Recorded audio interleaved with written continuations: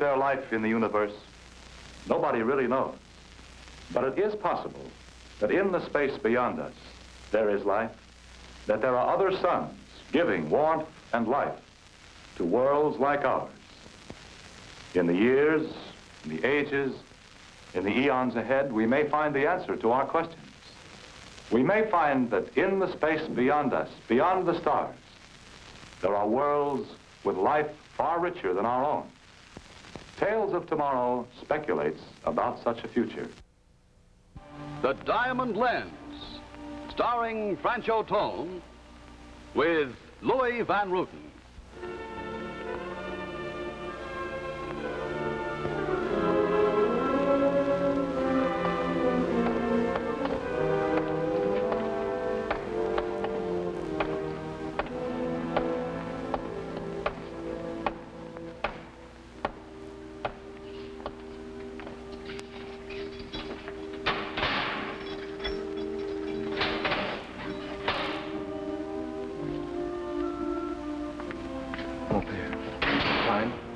Control yourself, my son. There is still a half hour. A half hour?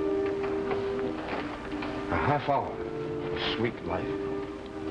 Oh, mon père, what mockery is this?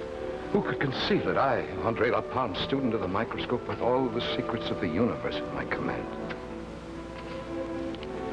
should now die by the guillotine? The law is the law, my son, and the judgment is made. It would comfort you, Andre, if you would speak and cleanse your soul. Say now what is in your heart. Only then can you find peace. What can I say?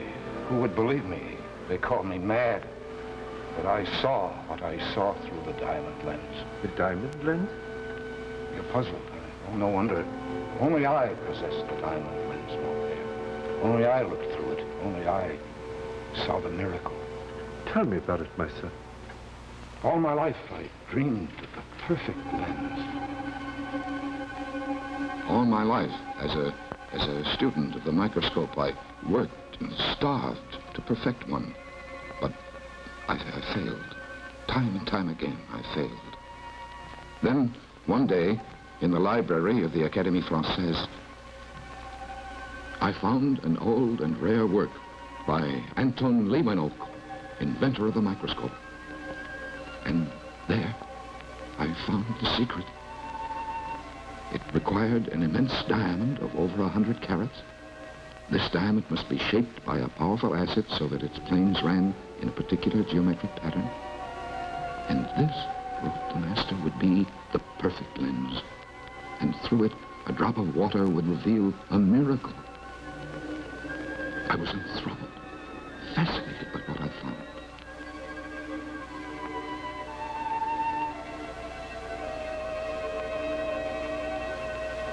From that time on, I had one mission in life, to find a diamond like this, to make the perfect lens. But the question was, where?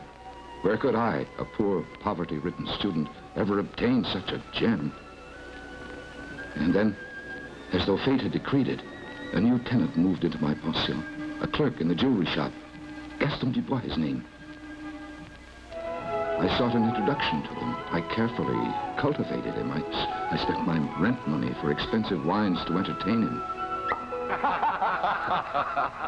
I've been saving this, Gaston, for just such a friend as you. What a burgundy, huh, Gaston? Perfection itself. You admire perfection, Andre? Admire it. I worship it. I'm grateful to you for inviting me down to share your treasure. Oh, why should I not? Have you not become my dearest friend, my only confidant? Come, Gaston, a toast. A toast. To Anton Clememko, the inventor of the magnifying glass, the man who gave the world the microscope. To the genius who first unfolded to the eye of man 1,000 new and enchanting worlds. You have been his disciple for quite some time, Andre? All my life. Look, Gaston. Here is a lens said to be made by the master himself over 200 years ago. Is it not a thing of beauty? Well, every man to his hobby. After all, this is mere glass, my friend. I find greater beauty in diamonds. In diamonds? Yes. In their faces and exquisite hearts, and their infinite planes and miraculous colors. There's a stone in my employer's shop on the Rue de Rivoli that I would give my soul to possess this very moment. Yeah? Why? Because it flashes and sparkles with the glories of heaven itself. I have studied it for hours. I never grow tired of looking at it. Oh, it's worth 50 million francs if it's worth a sou. Did you say 50 million francs? I did indeed. Well, this must be a very large diamond. Oh, my friend, you have no idea. It's immense. Yeah, I suppose you mean 50 carats, Varela. Oh, I mean 150 carats. And this is in the shop now? It is, but only temporarily. My employer trembles every time he thinks of it. You know, he's not accustomed to such transactions. He's afraid to keep it in the safe. He hides it. It was purchased for a wealthy dealer from Casablanca. He's coming to Paris next week. Yes? Do you want to make your fortune? Well, what do you mean? You bring me this diamond, I'll make you the richest man in France. My dear André, you must be mad or drunk, perhaps. Drunk? Yes, perhaps I am. But drunk with the promise of the future. What kind of talk is this? You stand there and ask me to steal a diamond, to commit a crime. I don't care how you get it. I only ask you to bring it to me. André, for the love of heaven. Gaston, you fool. I don't want to sell it. I want to use it in a scientific experiment. And I'm assured of success. André, please, for the love of... Trust me, my friend. Believe in me. You have access to the diamond. Get it for me. I'll do no such thing. You're out of your mind. André, have it, you hear? It means my career, my life. Let it go of me. You have too much to drink. You're drunk. The diamond, Gaston. Get it for me. No. You crazy fool! I could be famous with this gem, and you're standing in my way. Please, Only you. Let me go. If you won't get it, I will. André. Where's the diamond, Gaston? Where does Leclerc keep it in the shop? I cannot tell you. Where is it? André. Answer me before I kill you. Where is it? It's in the secret drawer in the cupboard near the shop, André.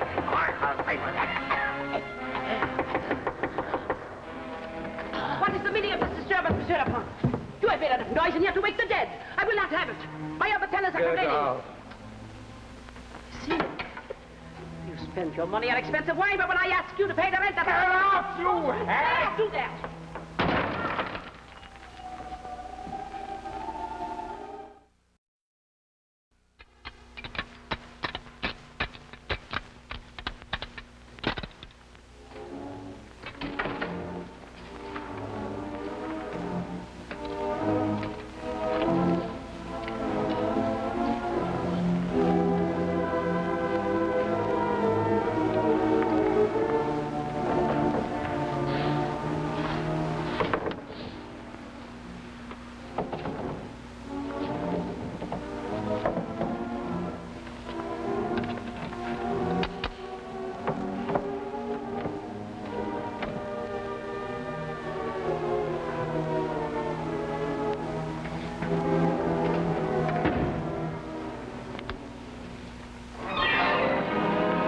I thought you would try it. Put the diamond back. No, put it back. I'm your friend. The wine has robbed you of your reason. I will forget the whole incident. Only put the diamond back. You should have stayed at home, Gaston. You should never have followed me. I want this diamond, and no one will stop me from getting it. André, you must be mad. This is a crime, a serious crime. It'll mean years in prison. I'm willing to take the risk. I must take it. André, please, for the last time, put the diamond back. Very well, I've done what I can. I have no alternative but to notify the authorities. I told you no one would stop me from getting it. I know! No one! And so, mon père, I killed this man. I had no alternative. I thought, what is the life of one man when I had in the pocket of my coat the secret of a miracle? When a whole new world of microscopic splendor. Well, mon père, after that day and night I worked to create a powerful acid that could shape the gem into a microscopic lens. And finally I found it. A colorless liquid which affected the hard carbon of a diamond, but had no effect on the silicon of glass. I made a large supply, kept it in a water pitcher, so that no one could suspect what it was.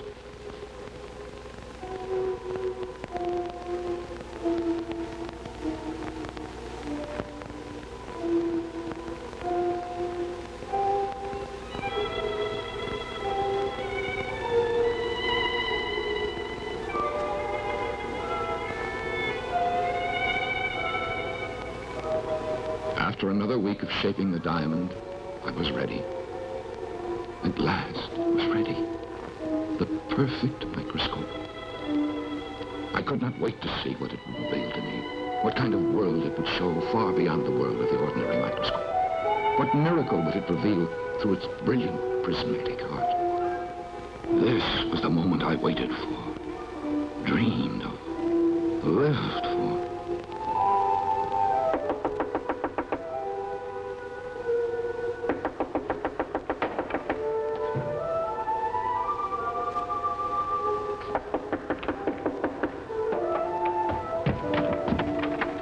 What the devil do you want? You have a visitor, Monsieur Le I don't want any visitors.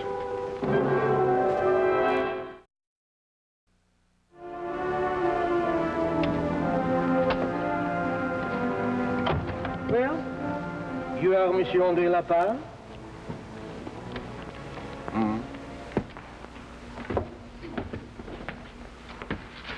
Oh, student of the microscope, huh? Yes. What is the meaning of this, Inspector? Shortly after midnight on the 10th of November, a clerk, Gaston Dubois by name, was murdered in his shop on the Rue Rivoli. Well, it is known, monsieur, that this Gaston Dubois resided here in the pension Madame Petite, and that you were his friend. I was, yes. Oh.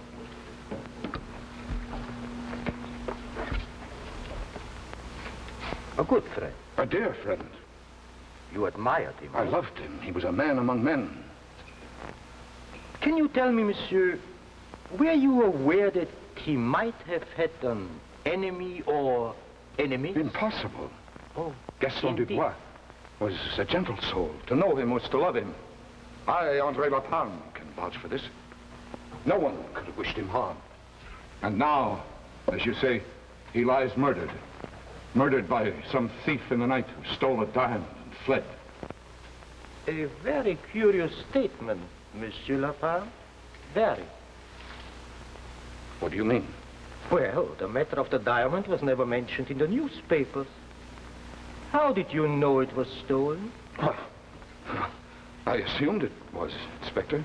Oh, you assumed. You see, Gaston spoke of this huge diamond everywhere he went. He spoke of it to those he knew and to strangers alike. He made a point that it was worth 50 million francs. Might be some great temptation to a thief. Oh, I see. Surely you didn't think I had anything to do with it. Oh, Monsieur Lapin, I have made no accusation. But you came here to see me. Well, yes. I saw everyone who knew Gaston Dubois. A matter of routine, you understand? Of course I understand. Oh, excuse the interruption of your scientific studies. And allow me to express my personal regrets at the loss of your friend. I can see how much you miss him. Bonsoir, monsieur. Bonsoir, Inspector.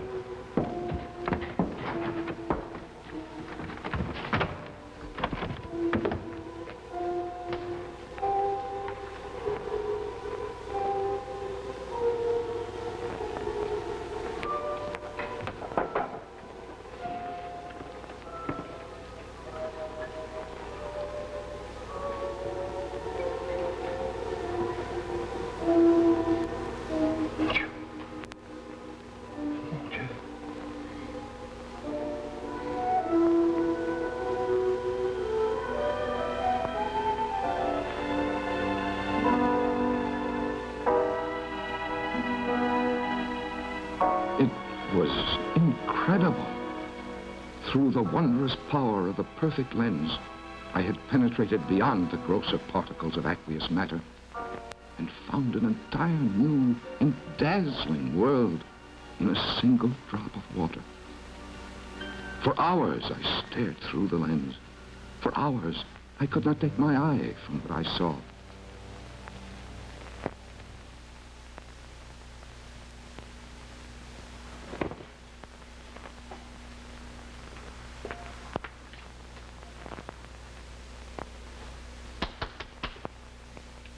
I was exhilarated. For me, André Lapalme, the days of starvation were over. Now I had only to go to the Académie Française, acquaint the scientific division there with my discovery, and fame and fortune would be mine. Entrez, madame! Ha, ha, ha, ha, ha, ha! Quelle cochonnerie.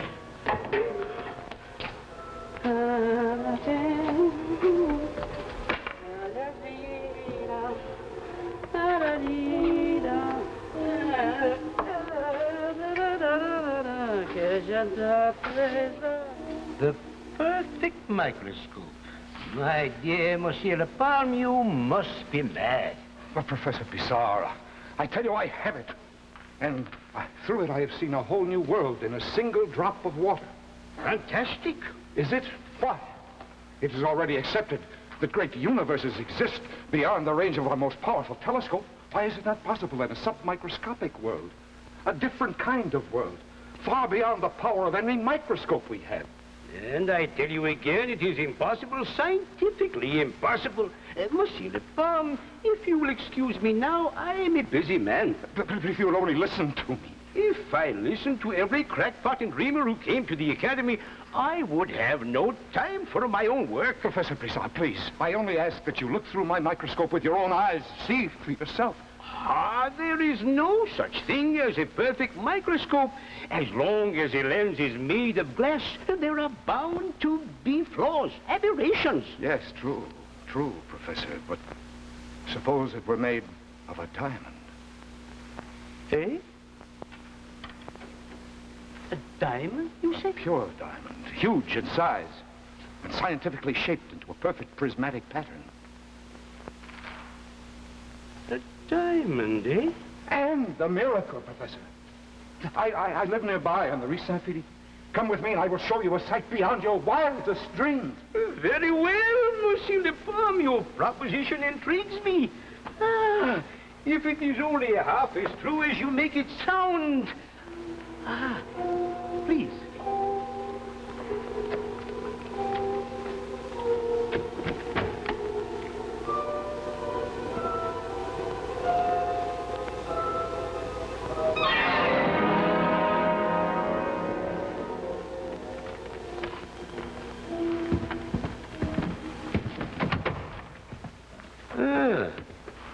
So this is the microscope you told me about, eh? Yes. Mm-hmm. But it has no lens. I have hidden the lens. It's far too valuable.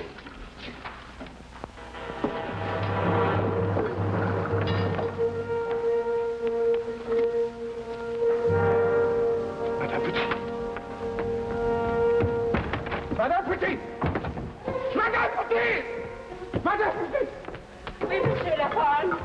What have you done to the flowers? The flowers? They're dead. What have you done to them, you hag? I only watered them. What? With what? Where did you get the liquid? My watering can ran dry, Monsieur Lapalme. I saw there was water in there. You? I... You used the liquid from this? Then it's gone. The acid. The diamond lens. Melted away. Look here, what sort of nonsense is this? You said you were going to show me. It's gone. Oh, I see. So this was just a hoax. You asked me to see a diamond lens, and now you tell me it's gone? You lied to me. After I killed a man to get it. I had the lens, I tell you. I had it.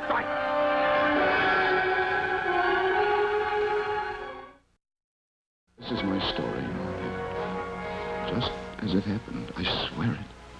Just as it happened.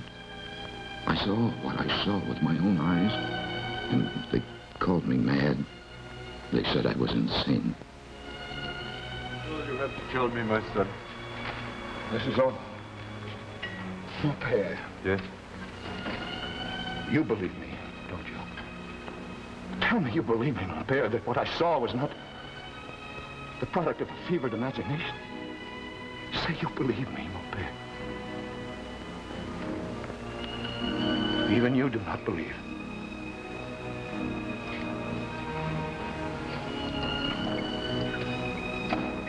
Here, Mope.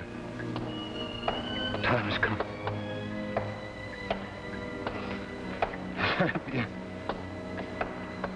I have nothing left to live for. A man without a dream is already dead. Goodbye, Montpellier. Goodbye, my son. Go with God, and may you sleep in peace.